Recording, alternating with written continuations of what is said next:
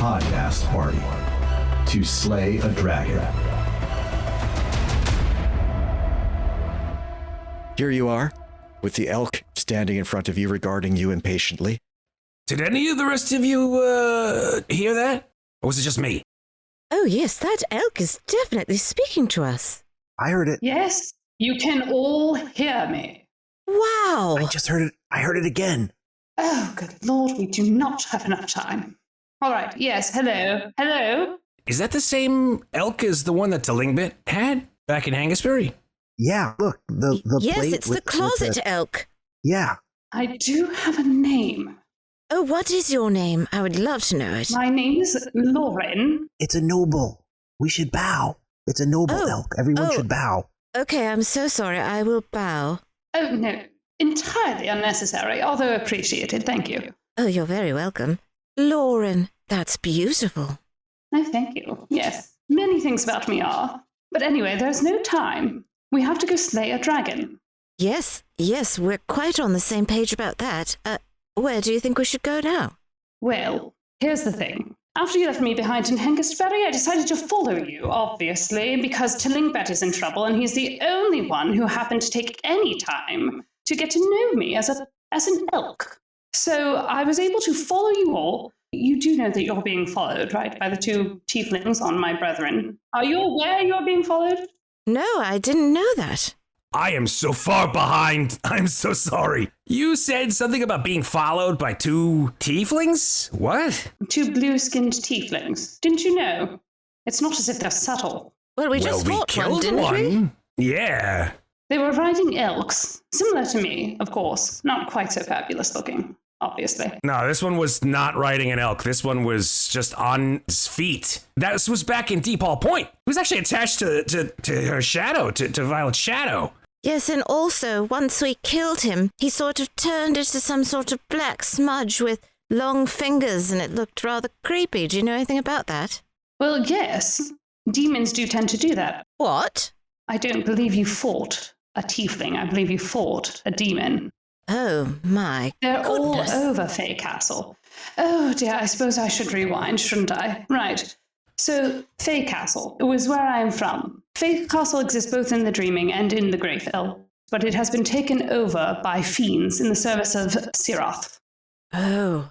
Yes. They captured our prince, Maliboo, and now they're controlling the queen and also controlling my entire herd. They're treating us like horses, riding us of all things. That's why the queen was unable to send aid to Deep Hall Point, and why she can't use any of the weapons that she has against Cirothe in the first place. However, once your friend came to beg a boon for your life, fast-talking tiefling, yes? Mercury, yes. Yes. Well, when he came to beg a boon for your life, he gave up his soul, by the way. He seemed like a rather good egg.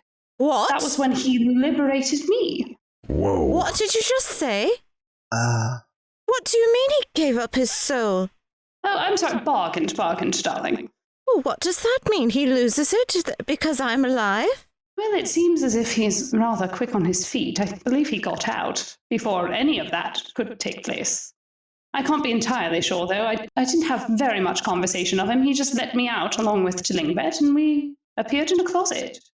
Excuse me. I walk away for a minute. Are you all right, dear? I think she'll be okay. I think that she's just sort of trying to process all this information. I'll be honest with you, my head's spinning, try to get through all the major plot points that I've just heard. So let me see if I can boil it down. We've got perhaps a demon still on our tail, one of two. One we've defeated. Two. Oh, there's still two. So the one we defeated, we didn't really kill fully. No, I think we killed the demon. Yeah, and there are two more following us. Blue-skinned tieflings, you know. In fact, Fae Castle is full of them. They took over after they stole the prince.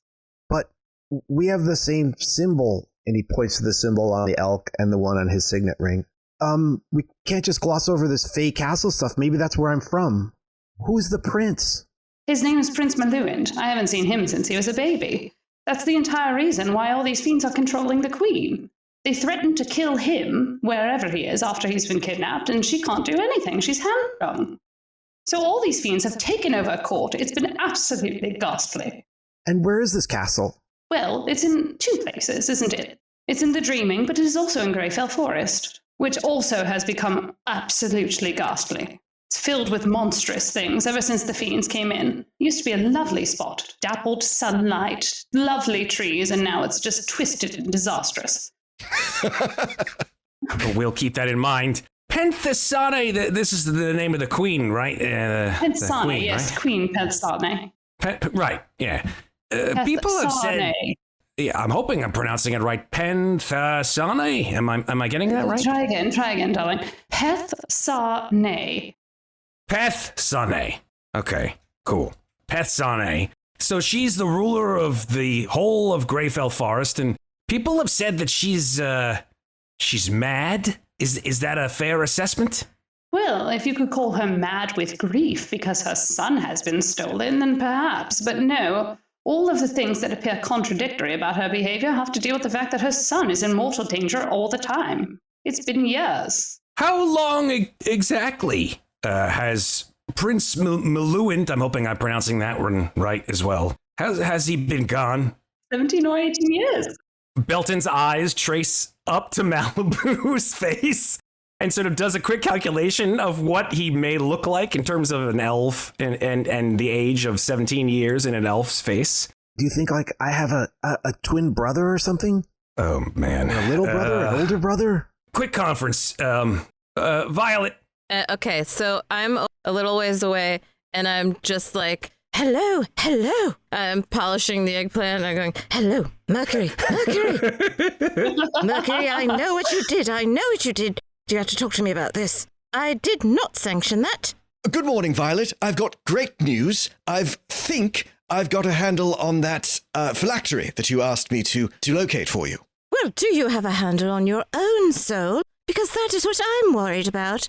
I didn't say I wanted you to trade your soul for my soul, and I've been told that you owned and did something like that, and I'm very upset. I'm worried about you. Oh, dear. You've been talking to an elk, I assume. Yes, it's quite amazing, this elk, by the way, but we can talk about that later. I want to know what your plan is here, because I'm worried. Well, I'm improvising, Violet. I had to... Let me back up a bit, Violet. You may perhaps have noticed during the course of our friendship that I tend perhaps to embroider the truth occasionally. Yes. Perhaps most of all when I'm performing transactions, buying and selling things, negotiations, bargaining, that sort of thing. Yes. Yes, well, in exchange for your resurrection, as it were, I may have promised something, but not entirely delivered it. Can you keep not delivering it, or will you have to deliver it in the future? The best idea that I could come up with at the moment was to sort of separate myself from my own soul temporarily, you see? So that if I'm caught, well, I'm not wearing it at present, so I can hardly turn it over. You can do that? Yes, it's all rather complicated, but it's a trick that most of my people learned. It's sort of a cultural thing. Okay. But anyway, yes, I'm, quite safe, so that even if I'm caught and something hideous happens to me, my soul will be in no particular danger. Can you guess why that is? Because it's in a phylactery. Correct. And I would have to say something over this phylactery? How would I get your soul back out of it? Well, you shouldn't at the moment. Just, as I've mentioned before, don't eat it. Am I holding this? Am I holding your soul right now? Well, don't shout about it. Am I holding your soul right now? Yes. So you can understand the urgency of, sort of keeping that, more or less between us, or perhaps a circle of intimates, as it were. But don't go broadcasting it everywhere, because that would sort of give up the whole show, What if I sit on it or something by accident? Well, don't do that. All right. I'll be by to collect it as soon as it's convenient. But listen, I found the phylactery, the thing you asked me to look for. Where is it? It's in Fey Castle. I've got to run. Goodbye, Violet. Violet, we got to come over here. Could we got to have a little huddle, if you wouldn't mind? Okay, She's talking to the eggplant. She always talks to the eggplant. Could you just come over here for 1 second? It's all right. I have an incredible piece of information, but please continue. Oh, I think my information may top yours. Oh, really? I have a twin brother, I think. No, What? Listen. What? Take it easy. I'm going to go out on a limb and say Maliboo may be a little bit more ensconced in nobility than we originally imagined. Really? How? Loran the Elk over there, she told us that the queen, the mad queen, Pethsane, she lost her kid a long time ago, and that's why she went mad with grief. This prince, this Eladrin prince named Milliwind. No, Maluwind. Maliboo. The whole point I'm trying to make is that he went missing about 17 or 18 years ago, which is exactly, or thereabouts, the same number of years that our friend Maliboo is in age. No way. He's going through what I'm going through? No. No, you're going through it. It's you. It's you. You're Maluin. Thank you. No, but my name's Maliboo. Yeah, that's because that's the name that the trolls gave you or something like that. Remember, you can't even remember what you were like? They probably couldn't pronounce your real name, and they just said like Maliboo, and then they thought that was your name. That was really good troll there, Violet. Yeah, Oh, that's thank scary. you. Yeah. They smell amazing. Well. So listen, it's you is what you're saying. You're the prince. You're the son of this queen, Pethsane. Oh my You just goodness! said she You was could find your mad. family. Mad with grief, man. Mad with grief. She's missing you. So, what should I do? Good news, we have to go there anyway, because Mercury said that we have to go to Fae Castle. That's where the phylactery is. That's the what? Oh, you mean like the rift, the rift crystal? Yes, he said the phylactery is there, in Fae Castle, and that's why all those fiends are guarding it. That's what we were told, and Loran said there are a bunch of fiends there, so it all adds up. So Cirothe's phylactery is in Fae Castle. Yeah, it is definitely guarded by fiends. The whole place is just infested with them. So there's a problem there. The queen, I'm not sure if we'll be able to even get to her to let her know that we've got her kid. The whole place is very, very dangerous. We'll do it somehow. I haven't come to the point yet. Oh, so much has happened. There's more? Forgive me. Of course there's more. As I was saying, when I met with the elves in Greendale, they told me that there was a queen of spiders whose venom could slay a dragon. Now, if we can get that venom, we can envenom arrows and kill Cirothe, which is why I came to find you in the first place. Again, digestion for those of feeble brain. There's a giant spider whose venom can kill a dragon that we have to now get. Yes, of course. No, it's not just any spider. It's the queen of spiders, Queen Shiltiel. It's the only poison that dragons fear, so we need to go Oh, get I would it. love to study this poison. Do you think I could have a little bit on the side in a little vial? I could study it later. Well, I guess first things first. First things first, arrows to shoot the dragon with. The elves at Greendale can make them as long as we get the poison to them first. Okay. Now, if you can help me get this venom, and we can get it into arrows, of course I can help you into Greyfell. There's a secret passage, if you will. Oh, Greyfell is where you want to go. Rather a dreadful place. I think I have here. And I sort of rummage through my pack. I think I found one time when we were going through the fields, I managed to find some saffron lilies. Do you remember that? And I pull out 3 lilies. They're very beautiful, and they can make us resistant to poison. So if we are going to fight this spider or spiderlings or something poisonous, I have these. How are you with poison, Loran? No, poison doesn't bother me at all. Great. I don't need your lilies, as lovely as they are. Oh, thank you. Anyone else? Would anyone like one? I have 3. It will help us for 1 hour. I'll take one. Okay, here you go. Is there one for me? Yes, Maliboo, you can have this one. Now we all have one, and if we know it's imminent, we just eat it and we'll be protected a bit. I just didn't want to forget. Thanks. Then there may be vomiting, but probably not. I do believe there's quite a way to travel, so would you rather hold on to them until we get close? Yes, we're definitely not going to eat them now, but I did want to hand them out because sometimes I forget things. So everybody tuck them away, keep them safe. Maliboo tucks it behind his ear. Oh, that looks beautiful. Thank you. All right, shall we go? Where do we go? I'll lead on. Come along. You follow Loran south towards Greendale Forest. Summer is bidding Elisar farewell. The leaves are turning, and a crisp wind begins to strip them from the trees. As you pass into the woods, the skies fill with migrating birds, and the faint smell of smoke reaches you. I'd like everybody to make wisdom survival checks, please. Belton got an 18. Violet got a 14. Maliboo got a crit fail. So Maliboo's so stunned by the news of everything. Yeah. He's just not paying attention. Fair enough. And Loran got an 18. Everyone can smell the smoke, but Belton and Loran, you're able to discern that whatever the source of the fires is that's causing the smoke, it's not close. It could be 100 miles or more away, but it must be very large. And it's drifting here on air currents, probably from the northwest in the direction of the coast. There's some sort of very large fire burning, and it's causing, even this far to the south, a haze to settle over the Green Dell as you move into the forest. Loran leads you deeper in. Leafy shadows cover the sky once you're in the forest expanse. It's so dense with trees at times that you feel like you are inside a great cathedral. It would be easy indeed to lose your bearings here were Loran not leading you with certainty towards your destination.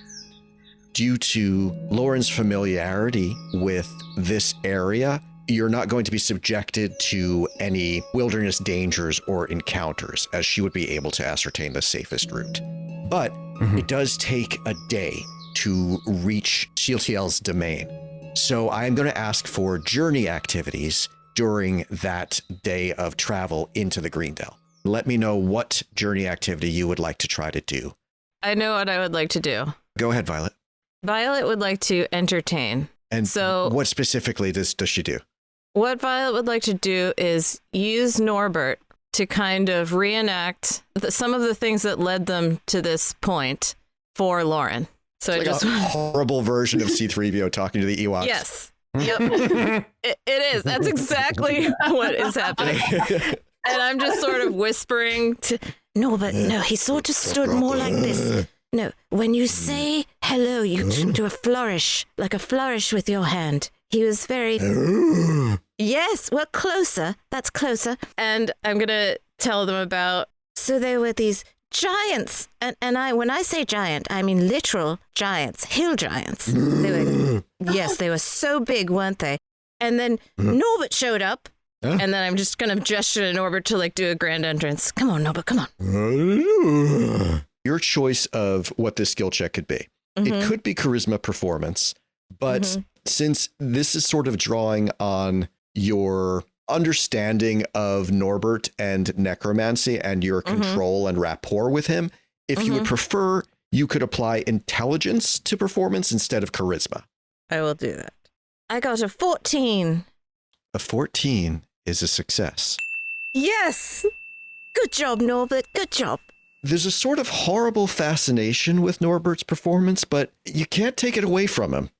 He's got something.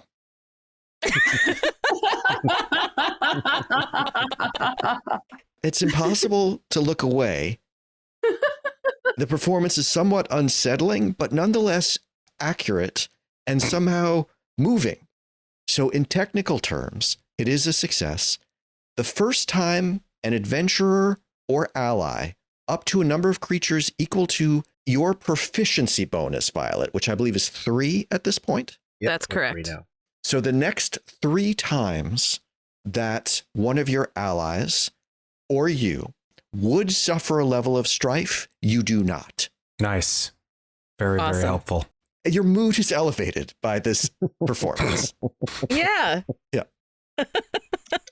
Loran is going to befriend an animal. Okay. Nice. Loran, that is going to be a wisdom animal handling check. Okay. So that was a crit. So 25 total. All right. Nice. Okay, so that is a critical success. As Loran moves at the head of the party, small birds, butterflies, creatures of the forest begin to follow in her tracks, perch on her antlers, tweet and hoot from the nearby trees, scouting ahead in a wide perimeter, sort of wheeling in circles, forming almost a protective barrier around Loran as she moves at the head of the party. And Loran, with this critical success, because of these animal scouts who have coalesced around you and come to your aid. You have advantage on perception checks to spot hidden dangers throughout the rest of your time in the Greendale. And Awesome. the animals also lead you to a boon or discovery. Ooh. Ooh. I need you to make a 1d10 roll, Amy. Okay. That is a 4. All right. A blue jay lands on Loran's antlers, and Loran, it has a clutch of flowers and herbs in its mouth. Okay, this is another table. Gift of Hang on a second. potpourri. Yeah, I need you to roll a 20-sided die. Okay. That's an 8. You recognize, funnily enough, that there are mints, water lilies, other water plants. The blue jay's obviously been scouting at the bank of a stream or pond and carefully selected these various medicinal herbs for you. If they could be bound up and bottled or even just made into a small bunch, they are sufficient to, if all consumed together, serve as 1 dose of antitoxin. Nice. Oh, wow. That's really nice.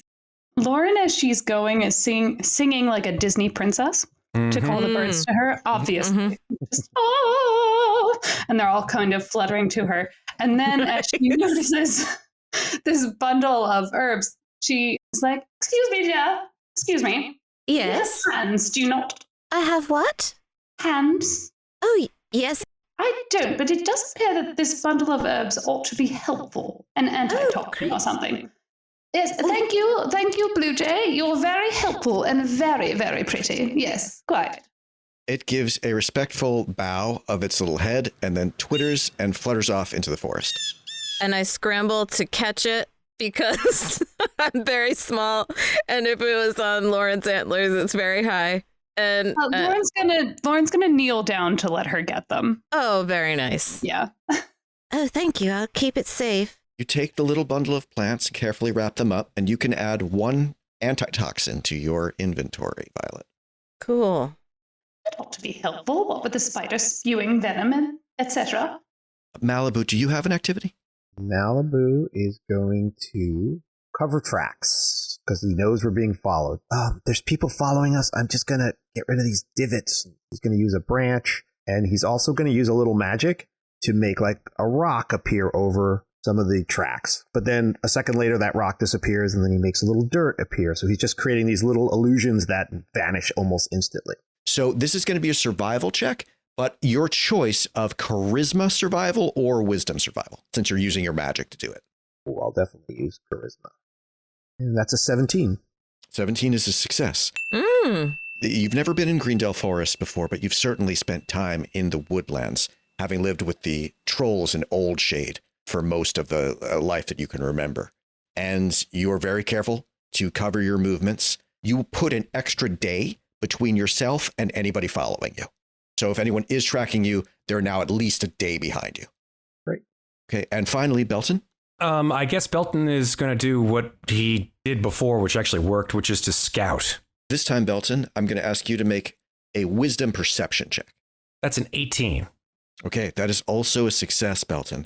Not getting too far ahead because, of course, you need to follow Lauren's lead. So you stay, within 100 feet, but perhaps scouting to either side of the path to make sure that you're not being stalked by anything or missing any features of importance as you make your way deeper into the forest. Thanks to your success, the entire party will gain advantage on perception checks made against any attempts to surprise or ambush you while you're in the Greendale. Very nice. Loran leads you up a jagged, overgrown mound or tor, rising steeply above the forest floor. Its top, invisible from down here, must break the tree line. By nightfall, you are indeed above the canopy, traversing a deep forest ravine with an ancient stone bridge.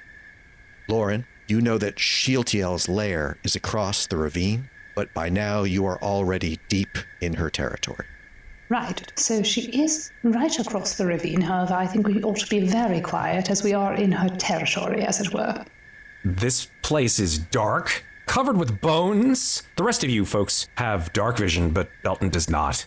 You're mostly above the tree canopy, Belton, so there is moonlight and starlight it's not pitch black, but it's certainly dim up here for you. You can see a bridge crossing the ravine, ending in a broad ledge beside a jagged cliff. The ledge extends both directions around you, revealing egg sacs, some discarded weapons, and the white gleam of humanoid bones. Dotted all over the walls and floors are clusters of what seem like crimson boils wrapped in webs. Each pendulous sphere is about the size of your skull, Belton, and through their semi-transparent surfaces, you see the dark, rib-like lines of what must be spider legs attached to heavy red abdomens. Gross. That description just gave me a little bit of but Yeah, thank you, Describe. this horrible, nightmare-inducing description brought to you by... You won't sleep tonight, thanks to Describe. The best endorsement they could possibly get. I think it might be time to eat a lily. What do you think? Gonna keep us protected from poison for the next hour? Yeah. I don't like the look of those sacks. I don't like... I mean, if I had a nickel for every time I said that. Oh man, where's that rim shot? Yeah, now I think it's a good time to have a go at those lilies, I guess. Okay. To clarify the effects of those lilies, they can be eaten. If you eat them, you gain resistance to poison damage for 1 hour. Nice. Okay. And the poisoned condition? What about that? Just the damage. No. Yeah, resistance to poison damage. That's what they do. Cool. All right. Okay. So we all eat them. Just tastes minty. I like it. It's good. Yeah. All right. I think you'll agree that we should stay far away from those sacks full of Yes, I think we horrible should try spiders. to step lightly and be sort of quiet. I agree. You don't want to burn them? We could just burn them. No. If we do that, that's just going to attract attention. Can't do them all at once. Oh. I think we should just stay far away from them, be as quiet as possible. I can help with the quiet. Yes, please. Yeah. It would require you touching my antlers. Is that all right with everybody? Oh, yes, that's great. Maliboo, can you boost me up there so I can grab him? All right, get up. Get up. Get your foot off my face. I can't help it. It's Get up. I touched the antler. Your feet are really gross and hard on the bottom. Velvety. You need to moisturize. No, I do not. If I moisturize, I lose all my special properties. And Loran is going to cast Pass Without Trace. Oh, nice. Ooh, nice. Oh, velvety. Loran, you and your allies within the area gain advantage. Oh, Okay, thank God. and an expertise die. Oh, that's Okay. You have advantage, and you also can add a 1d4 to the Okay. roll. I'm going to give myself guidance also. Okay, it lasts 1 hour, and it does require concentration. Right, so I'm going to focus very hard. Not difficult for me. And now we all need to be very quiet. Thank you, Antlers. The expertise die is 1d4. 1d4. Okay. Yeah. Violet got a 21. Belton got a 22. So that's a 15 for Maliboo. So I got a 14. Could you roll for Norbert? Yes. Oh, but be very quiet like we practiced. Norbert got a 21. Damn, Yes, Norbert. Hey, Norbert.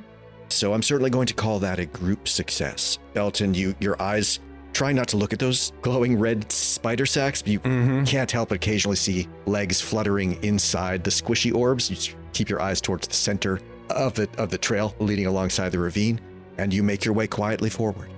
Maliboo and Violet, as you move towards the bridge, looking south from here, you can see a stack of flat stones. They create a makeshift set of stairs climbing up the concave curve of the cliff wall. There are spider egg sacs clinging along this path, each heavy with its own gooey burden. Gross. A sort of natural set of flat stairs. You can't see what's at the top of the cliff from your perspective, but you could, if you wanted to, scramble up this sort of flat natural staircase to get up on the southern side of the cliff. Shealtiel's lair is in a cave on the other side of this ravine, and there's a stone bridge spanning the ravine. The cliff to the south is about 20 feet high, and the drop off the side of the ravine from where you are, that's about an 80-foot drop. All right. Should we go up there and maybe look-see over the bridge? What do you think?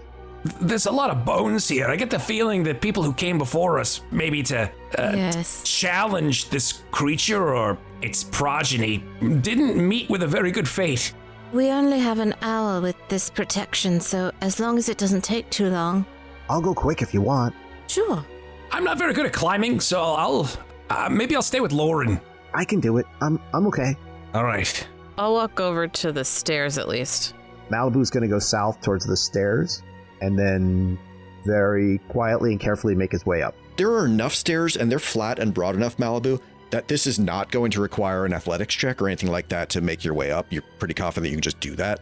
But I am going to require another stealth check for you to climb quietly up there. Oh, God. This will be dexterity stealth. Lauren would need to walk over to where you are. If I'm out of range. Yes, so you only within 30 feet of Lauren is that going to be still in effect. Lauren, could you come over here, please? Yes, of course. If Lauren she is- moved to the base of the wall is only 20 feet high, so that would still cover you as you climb. Lauren, come here a sec. Yes. Just hang out 1 second. Oof, not rolling well. So Maliboo rolls a 13 going up the stairs. You make your way up the stairs, Maliboo, and your eye line breaks the top level of the cliff. You peer over it. You find yourself staring into the multifaceted eyes of a gigantic spider, which seems to be waiting at the top for you, Oh, my God. having heard your approach. Hi, everybody. Hope you're enjoying Podcast Party to Slay a Dragon, presented by Cast Party and EN Publishing. The show will be back shortly for the second part. For this series, we're using Level Up Advanced 5th Edition to enhance the classic D&D 5e experience.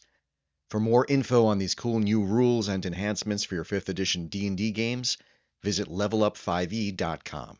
You can also purchase this adventure as part of Level Up A5Es to Save a Kingdom, available in both hardcover and PDF formats. Cast Party's professional dungeon masters are available to hire for online games. We have games for kids as well as adults, and our DMs can run almost any of the official Dungeons & Dragons 5th Edition adventures, as well as third-party adventures, and even some we've created ourselves. Details at cast-party.com. Give the gift of adventure this holiday season with an online one-shot. Right now, you can book a 3 to 4 hour one-shot online adventure for 3 to 7 players with one of our amazing professional dungeon masters for just $60. That's as little as $8.50 per person. We can't think of a better holiday gift than friendship, fun, killing monsters, finding treasure, and saving the day. Purchase before January 1st and book your game for any time in 2025. But don't delay, this offer will disappear on New Year's Day. If there's somebody in your life who would enjoy an adventure, you can book it now by emailing us at info@cast-party.com before January 1st. Mention Holiday One Shot in the subject line. You can also buy this gift for yourself, of course. We won't judge. Do you ever feel like you have a great visual picture in your head, but you need a little help putting it into words? Well, with a subscription to Describe, you can access thousands of descriptions of monsters, spells, locations, and more, as well as maps, music, and sound effects to enhance your games. Only at describe.com. That's DSCRYB.com. Would you like 10% off that subscription? Follow the link in the show notes and use the discount code CASTPARTY, all one word, all caps, to save 10% on your first subscription. As always, we're offering monthly free adventures with our Dungeon Masters. These free games fill up quickly, so if you'd like to grab a spot, you should join our email list or our Discord server. Links to both can be found at cast-party.com. If you enjoy Podcast Party, please follow the show, rate us, and leave us a review. We'd love to hear from you. Message us on social media or email us at cast-party.com. Follow us on Facebook at CastPartyDND, on Threads at CastParty2, or on Instagram at cast_party. Thanks very much for listening, and now back to our adventure in Greendale Forest. Gleam of gold catches your eye, and Maliboo, you spot what is unmistakably a chest up here filled with treasures. But a black limb arches over the open top of the chest, and that limb is attached to a glossy black body armed with 7 other such limbs. Spider is larger than you, and though the bulk of its body lurks behind the chest, The long, spindly legs can't help but project all around it in all directions. You see a second spider also perched on this treasure pile. The spider bows and leans in towards you, Maliboo. This ain't yours, Two Legs. Property of the Queen. Give us a tribute. Give us something shiny. Guys, their spiders want something shiny up here. Oh, let's definitely give it to them. I'm not talking to them, little elf. I'm talking to you. Give us something shiny. A gift fit for our queen. I've got something, but I don't know. It's really nice. I think you're going to like it, though. And I take out the silver plate that got a while back, and I go, look, it's really shiny. And I hold it out. Toss that on the pile. Maliboo will kind of slide it along the ground so it doesn't make too much noise towards the pile. They watch it roll along the stone cliff, and it hits a patch of coins, and then perhaps a bit louder than you would prefer, Maliboo, it kind of rattles into place on top of the coins, and they say, An old god's plate, but silver is silver. We will see if our queen judges your tribute worthy, little elf. For now, welcome to the domain of Shieltiel. Thank you. He steps back with one leg and does a little bow. Off you go, scuttle away. Pay homage to our mother. Okay, thank you. And he'll go back down and tell everybody what just happened. Oh, that was a close shave. Yeah, but there's a big pile of treasure up there. I suppose I could big try to get pile. it on the way out. How big? Crazy big? Well, we could get it on the way out once we kill the big one, because... No, we gotta go pay homage. So. Oh, we're gonna pay homage, all right? What language were these spiders speaking? Like, could we hear them from all the way at the bottom, or? you couldn't hear them from where you were, but Maliboo couldn't. Maliboo, they were speaking common. Only one spoke to you, but it was speaking common. Got it. Okay, cool. It just spoke regular, plain, simple words, so do we want to go across the bridge or do we want to go kill the spiders? We shouldn't waste our strength on these spiders if we have to fight. If we have to fight the very big, scary one. If we have to pay homage. Wink, wink. Right, I can't wait to pay homage. All right, let's go. I think that if you look at Belton, like, it's almost like a light bulb goes off in his head. It's a very dim light bulb, I'll be honest, but it is a light bulb nonetheless. And he sort of has this look and he sort of smirks. He goes, homage, huh? Okay. Reach the edge of the bridge. It's a broad bridge, and it looks natural, but at some point, someone has cut steps from the stone to make a sudden drop in its middle height more manageable to traverse. So a portion of the bridge dips down half a dozen feet before abruptly ascending again on the opposite side. On either side of the bridge, the crevasse yawns deeply. The bottom is shrouded in darkness. More egg sacs on the other side. Belton, don't step on them. Thanks. I will try not to. So we'll make our way across the bridge.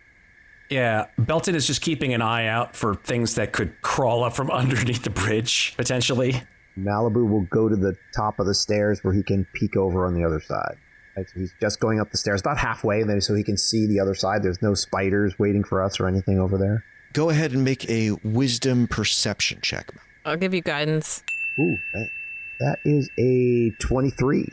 So I'm going to describe several different areas that you can make out on the north side of the bridge, Maliboo.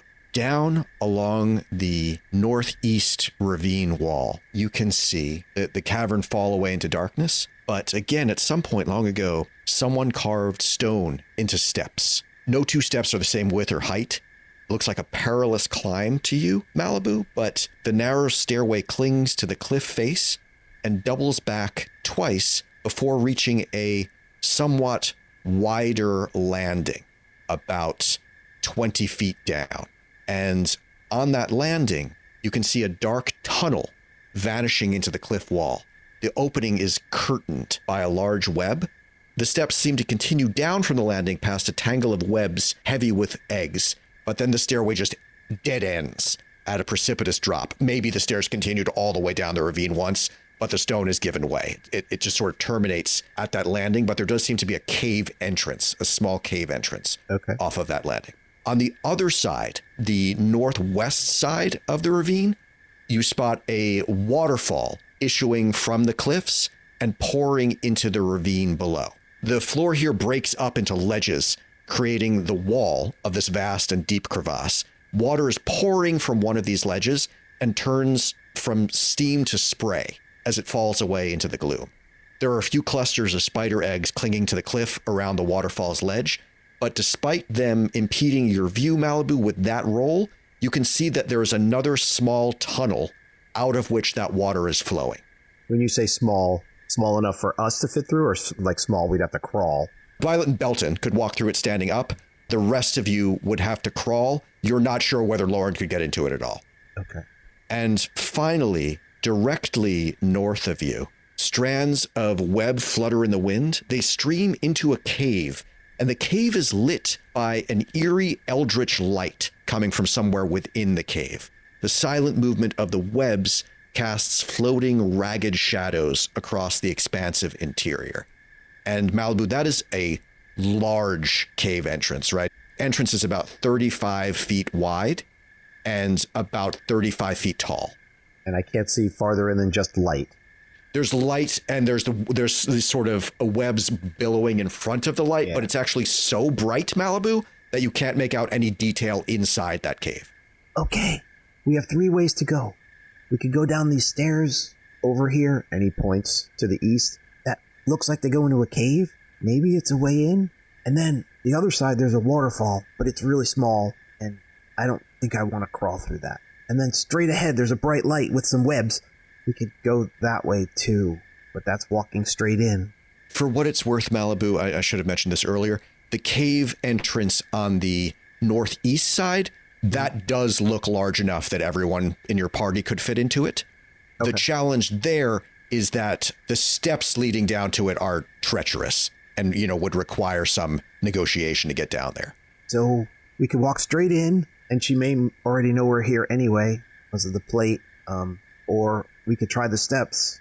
What do you guys think? I don't think going in the front way is the best way at all.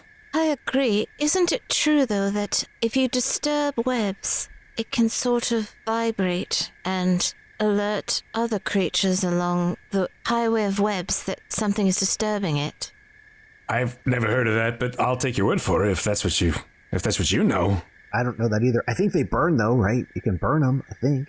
They do, yes, and I do have something that could do that. I have this scroll. I hold up the scroll of spider climb.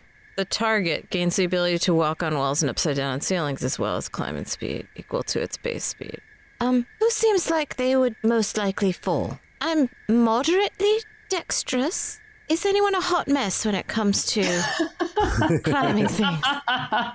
Climbing those is going to be a strength athletics check. Oh well. Belton raises his hand right away. He's like, nope, not good. Give me a rope, maybe, but no, climbing bad. I'll arm wrestle you for it because I am very weak. You'll win.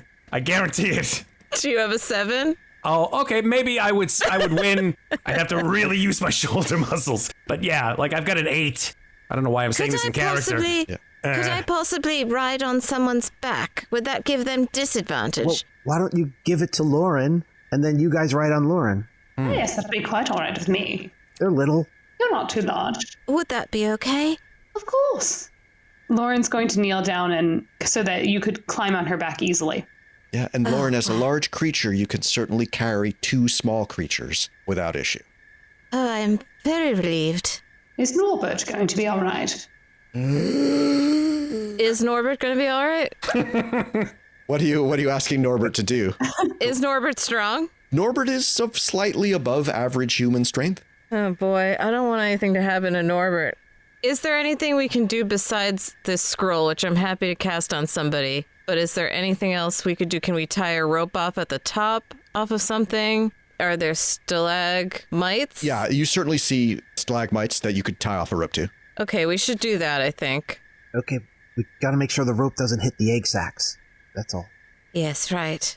Since Loran is carrying 2 of us, should we cast Spider Climb on Loran so that 3 of us don't buy it? Yes. Yeah, Okay. definitely. So I will take out the scroll of Spider Climb and I will recite it and I will choose Loran, and now Loran has Spider Climb. Is that concentration? It is concentration. It lasts for an hour. Violet, who's concentrating on it. Yes. It's affecting Loran. You're now Spider Elk. Yeah. Spider Elk.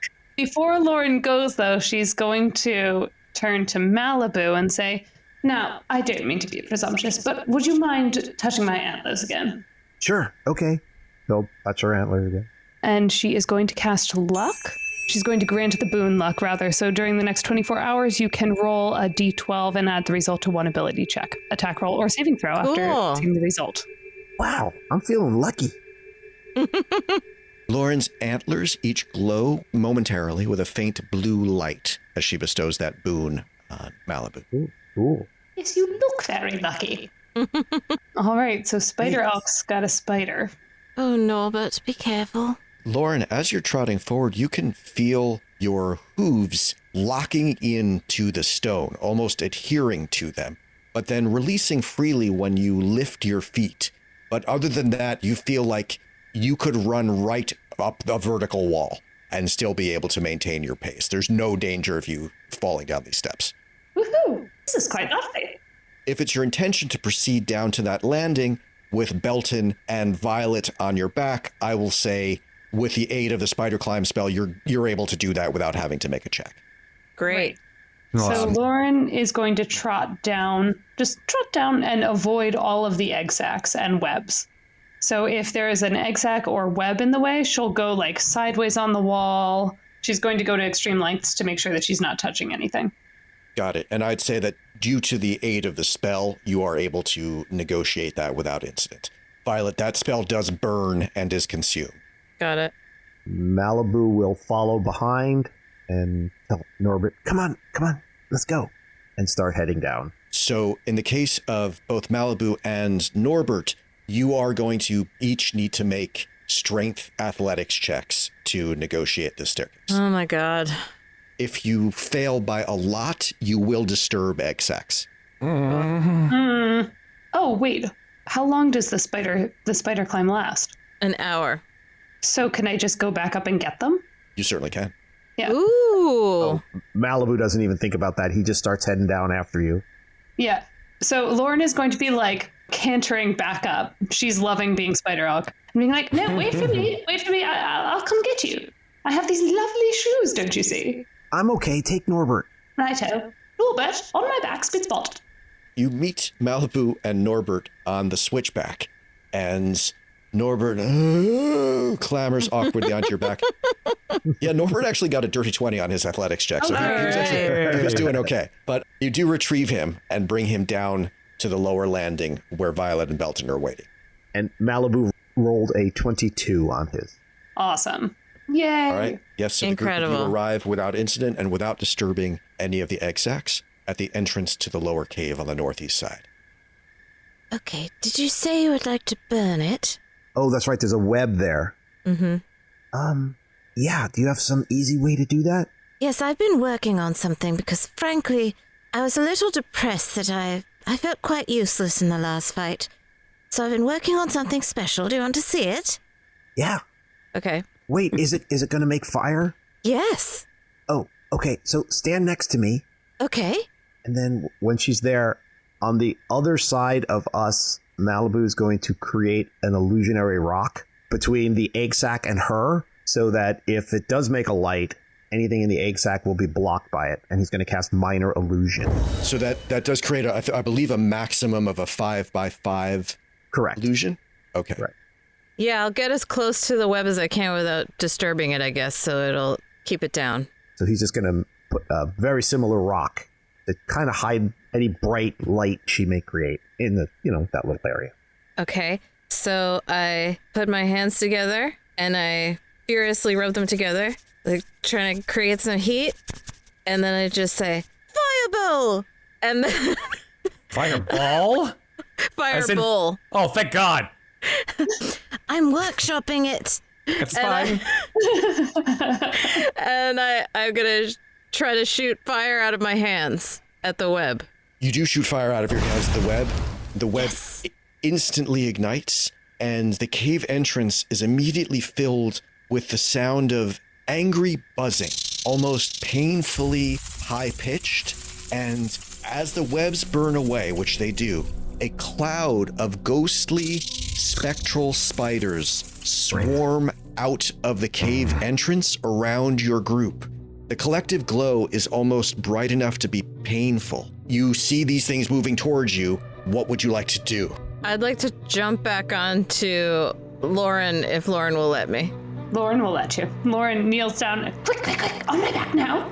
Okay. Maliboo is going to do what Maliboo does, and he's just going to swing his sword at it when it comes near him. Belton? Belton will hide behind Maliboo. Belton, why don't you go ahead and make a dexterity stealth check? Yep, that's a dirty 20. Okay. Violet, you leap onto Lauren's back. Lauren, what are you doing? Loran is going to prepare an action. So she's going to lower her head and ready an antler attack if they come anywhere near where they are. The creatures swarm over you. Belton, you cower behind Maliboo and seem to escape the attention of these creatures. Maliboo, you swing your sword and it passes harmlessly through these small spectral floating spiders. That shrieking noise fills your ears, and that sickly yellow light that they're emanating withers your spirit. Everyone except Belton is going to be affected by the swarm, and it sort of passes out of the cave entrance through your group, and then these spectral spiders disperse and fade away across the expanse of the chasm. But everyone except Belton is going to take 7 poison damage. Now, I believe everyone except Loran has eaten the flower. Yes. I am immune to poison.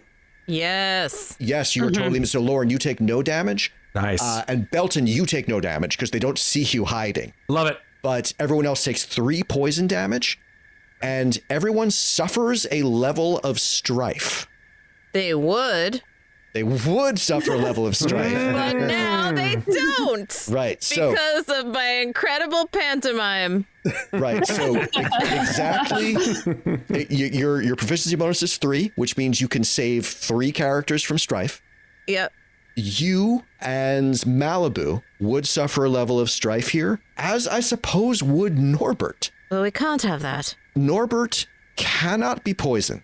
Cannot be poisoned, but the strife is a different effect from poison. So Norbert, Loran, Maliboo, and Violet would all suffer a level of strife, and Violet, you can prevent 3 out of those 4 people from gaining a level of strife. Oh, no. It's a real Sophie's choice here, Violet. Come on. Tall, what is strife its own thing? In regular 5e, there is a very awkward and I think bad taste and rather Victorian condition called madness. Right. Which is stacking. It has stacking effects depending on how many levels of madness you have. In Level Up A5E, they've replaced that with strife.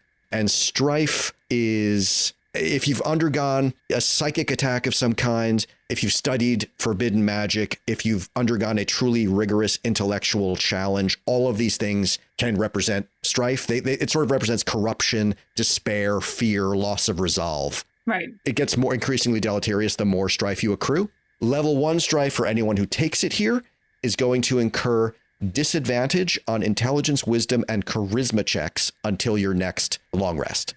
I'm so sorry, Norbert. And I'm gonna spare. Smart. Good choice. Yep. I'm gonna spare Loran and myself and Maliboo. The 3 of you recall, ironically, Norbert's spirited, entertaining talks from the journey to the woods. So sad. Even as you watch Norbert's head kind of droop and his shoulders slump a little bit dejectedly under the onslaught of these spectral spiders, as Norbert does suffer 1 level of strife. Lord, please keep Norbert company. Please keep Norbert company. And I'm gonna put Mort on his shoulder. Maliboo and Violet, you each take 3 points of poison damage. Other than that, there are no further ill effects, and those spectral spiders disappear across the ravine. I hate to bring this up, but do I have to make a roll to keep Spider Climb going? Yes, sorry. So you do need to make a Constitution saving throw. Oh, I'm so honest. I appreciate that. 13? 13 is enough. You succeed Great. and you maintain the spider climb. Great. Spider Elk continues. All right. Maliboo would like to look inside the cave. What does he see? What's the extent of your dark vision, Maliboo? I think it's 60 feet. It stays pretty wide, Maliboo. It's about a 10 by 10 cave entrance, and it's plain hewed stone. The webbing all seems to have burned away as a result of Violet's attack, so it is now bereft of webbing except a few charred, ragged remains of a few webs inside. And you can see about 40 feet in, the tunnel seems to curve upward and to the west. All right. It looks pretty clear. We head in? Yeah. I'm not going to be able to see very much. There's just no light at all in there anymore as far as I can see. Well, would you like a ride? Sure. I'll take one. You have a lantern or something? Yeah, but I can see. Yeah, I'll just trust her eyes. Yeah, but if we get in a fight, we're going to need you. Yeah, no, I get it. I just, I guess if things go south, I'll quickly pull a torch out. I just don't want to do it now because that'll give away our position. Okay. So everybody be quiet. Let's go. Okay. Once we're inside the door, if I'm not on the edge of a cliff anymore, I'll make way for Belton. I'll get off of Loran. And I assume you heed Maliboo's warning to be quiet, in which case I'm going to ask for another dexterity stealth check here. You still do have pass without trace. Pass without trace, yeah. Yeah. Okay, so that'll go with advantage. Ooh, my goodness. Maliboo got a 16. Loran got a 23. Hidden under the massive tufts of elk fur, Belton blends in and gets a 27. Violet got a 15. You make your way to the back of the tunnel. The tunnel arcs upward and to the west here. It looks like it's going to ascend diagonally to the northwest, and there's light up there, Maliboo, and it has that same glowing eldritch quality that you observed when looking in the main entrance. I think we're going to the same place, everyone. I see the light up there. Okay. Guess we keep going, right? Yeah. Yes. All right. Hey, what do we know about this this spider queen, Shieldteal? Do we know anything other than she's just the queen of spiders and that we need to get the venom from her? Do we know anything about her? Or? That's a great question, Tall. Do we know anything about her? Why don't we all make intelligence history checks? All right. Okay. Oh, boy. Belton got a 3. Maliboo got a 7. Violet got a 19. And Loran got a 14. And I'm not going to give Norbert a roll here. I don't think Oh. Norbert doesn't have that information. Shieldtail was here long before the elves arrived in the Green Dell. She is said to be the mother of all ettercaps and giant spiders in Andorra, a truly gargantuan and ancient creature. You've heard, Loran, from the elves of Greendale that she and her minions hunt large creatures in the forest and bring them back here to feast upon them. So you could expect to perhaps find bodies of large animals, victims, other things in the lair above. With those rolls, I think you would also know that there are rumors like she's not an animal, which you also may have ascertained based on the fact that you were sort of verbally challenged by a couple of her servitors on the cliffside. She's also said to be a powerful spellcaster. But I think we've bitten off a bit more than we can chew, but, Well, we don't have to fight her, right? What do you mean? How are we supposed to get the venom from her if we're just not going to? So here, let me just milk myself and give you some venom. No, come on. Maybe she will. You don't know. I mean, I could ask, but I don't think that's going to work well. All right, I guess we push forward Uh-huh. stealthily. After she tells that story about her, I'm going to take out a book, hold it up, and say, war's the one by the prepared. and activate the paper armor. The book unfolds into a suit of red paper plate mail, which encloses Violet. Okay, I'm good. Can I just get the order in which you are headed up the tunnel? Maliboo will lead the way. I'm on Loran, so whichever place Loran goes, I'm with Loran. I'm going to be at the back. Great, then we'll be behind Maliboo. And where's Norbert? Can we go two abreast, or do we have to go one at a time? It starts to narrow considerably. It's still pretty tall, but You have to go one abreast. Okay, Oh. Norbert will go after Maliboo then. So Loran has to sort of squeeze because Loran's a Yes. large creature. Yeah, okay. Yes, yeah. So Loran is moving at half speed, but it is still 10 feet tall, so there's no problem with you riding on top of her, Belton. Okay. Maliboo, can you tell me, please, what your passive perception is? It is 13. Maliboo, as you ascend, the light gets brighter, and finally, at the top of the tunnel, you can see its source. There is a massive, slightly crystalline web, glowing web, taking up a 10-foot section of wall at the top of the tunnel. It's almost like a web mural attached to the back wall of the cavern. With that passive perception, you can see throughout the web are words in different languages, and each word has several long strands of thin silvery webs hanging off of it that are long enough to reach a kaleidoscopic gemstone in the center of the web. That's where the light is coming from. Maliboo, what languages can you speak? Maliboo can speak Common, Elvish, Giant, which he calls Troll, and Sylvan. Maliboo, there are no words in Giant and no words in Sylvan, but you recognize words in both Common and Elvish in the web. And some of those words appear in both languages. It says, some pig. How tall are these words written in web? Are they... So it's like a 10 by 10 section of Okay. webbing. Mhm. So, picture the words proportionate to that.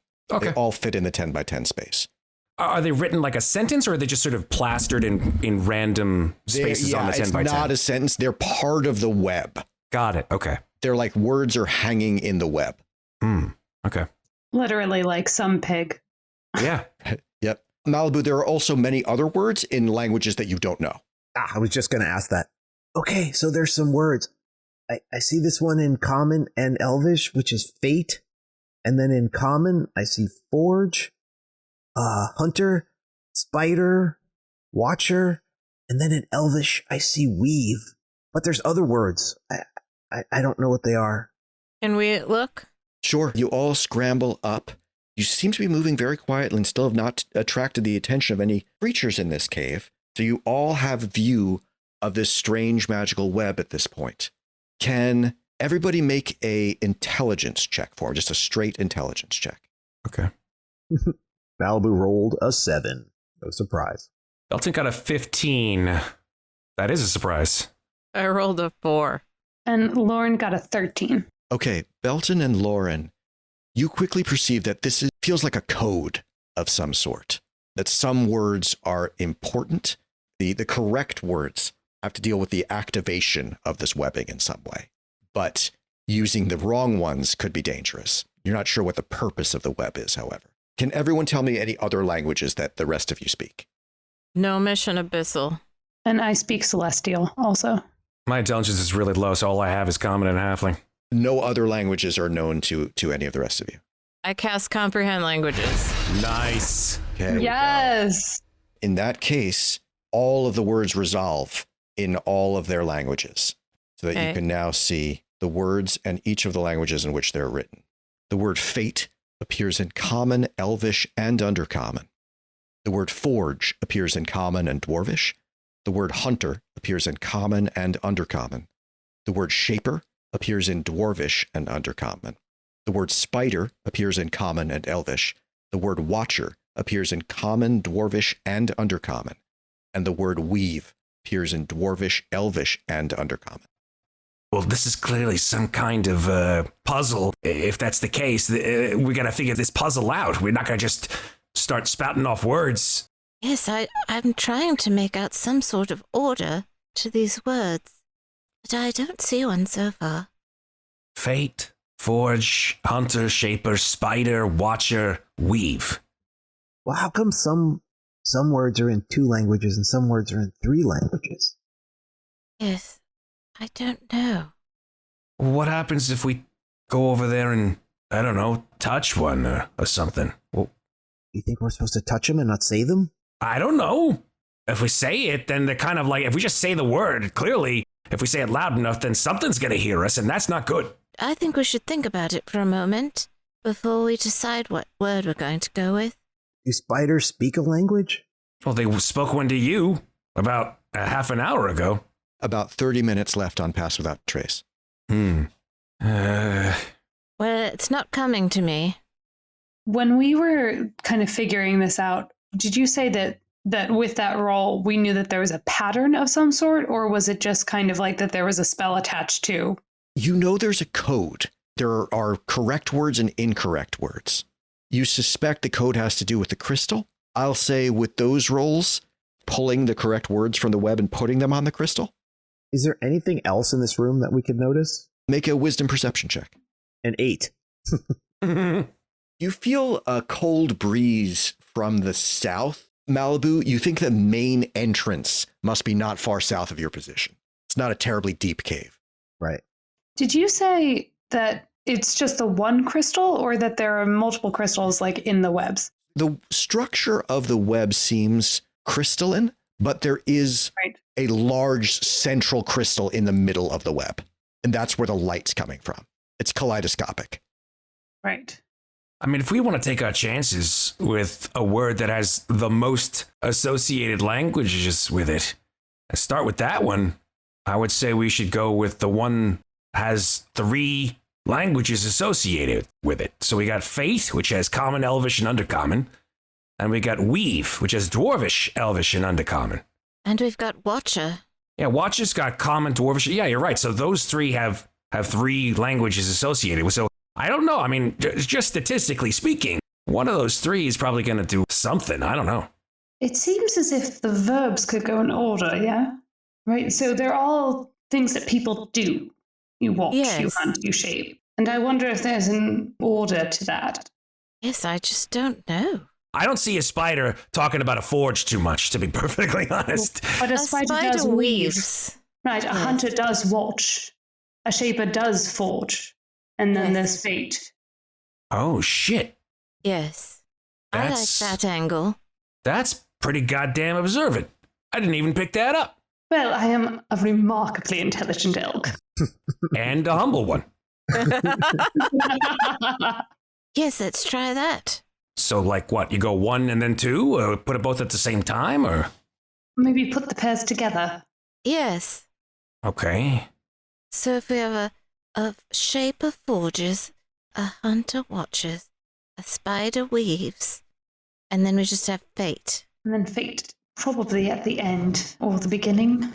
All right, yes, let's just do, Or is fate a hint? Like there's no I- dwarvish in uh, fate. So maybe dwarvish is bad or good? I don't know. I like the idea of putting the 2 together, right? There does seem to be some kind of a Yes, me too. association, right? Okay, who would like to do it? But I don't have hands, so not me. Norbert?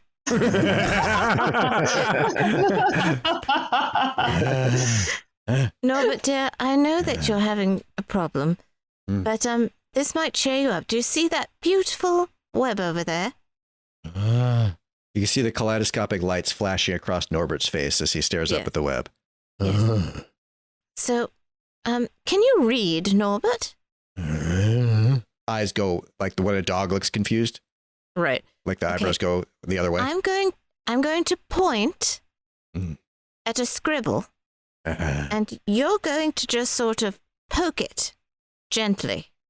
Okay? Mm. Should I start with hunter or spider or shaper? I think you can't go wrong with spider. Yeah, exactly. I was going to say the exact same thing. Spider first. Okay. All right, Norbert. That one. And I just pointed the word spider. In which language? And oh, Oh, I but see what you're saying. So then you would do spider in Elvish and weave in Elvish. Even Elvish. Okay, yes. Okay. In Elvish. Norbert's hand reaches up and closes around the word spider in Elvish. He looks back at you questioningly. So you need Oh. to take it off the web and put it on the gem. Mhm. Okay. All right, and then go place it on that gem. Be very careful. He carefully pulls the word spider in Elvish out of the web. and he lays the word spider in Elvish on the gem and turns back to you questioningly, and there's a blast of lightning from the gem. Oh, God. Poor Norbert. Begins to sizzle and cook. Norbert takes 2 lightning damage, and the word spider is just burned and dissolved into nothing. The Elvish version of the word spider is just burned and dissolved into nothing. He draws his hand away, his smoke issuing from his hand. I'm so sorry, Norbert. I felt very good about that. Oh, maybe you should have done them at the same time. Like 2. Well, it's gone now, so we're Too late for that. We're screwed. Well, I guess we could try the second one that way. try common spider and then hunter common. I don't know. It's definitely weave, though. Maybe let's try, I think hunter would be undercommon. hunter watcher. Okay. Norbert, you're doing okay after that little sizzle. Sort of stares at his smoking hand. Okay, chin up. Okay, could you could you go over? He already has strife. Can you please go over to Hunter, that one? And I point to the undercommon one and ask him He shuffles over to that word. grab it. He peels the word undercommon off of the web and looks towards the gem questioningly. Okay, not yet. This time, because we want to avoid that happening again, hopefully. Could you take Watcher over there? And it's in undercommon. I point to the undercommon one. He takes 1 in each hand? Yep. Okay, he's got both words in undercommon, hunter and watcher, in his left and right hands now. Okay, and I want him to put them together in one hand. Okay, he presses them together. And just go put it on the gem. Presses his hand to the gem again. There's another flash of lightning that sears through Norbert. Norbert takes another point of lightning damage, and the word hunter smokes and disappears. But when Norbert pulls his smoking hand away, the glowing word watcher in undercommon is lit and shining on the gemstone and stays there. All right. Okay. Okay, Norbert. Good job, good job.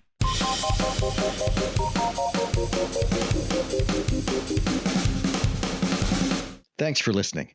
This episode was dungeon mastered by me, Tal Aviezer, with Andy Cannistra as Maliboo, Carolyn Fox as Violet, Amy Frey as Loran, Matt Gordon as Belton Freedew. This episode was edited by me and Carolyn Fox. Remember, if you enjoy Podcast Party, please follow the show, rate us, and leave us a review. Thanks very much for listening. We'll be back in 2 weeks with episode 15 of To Slay a Dragon.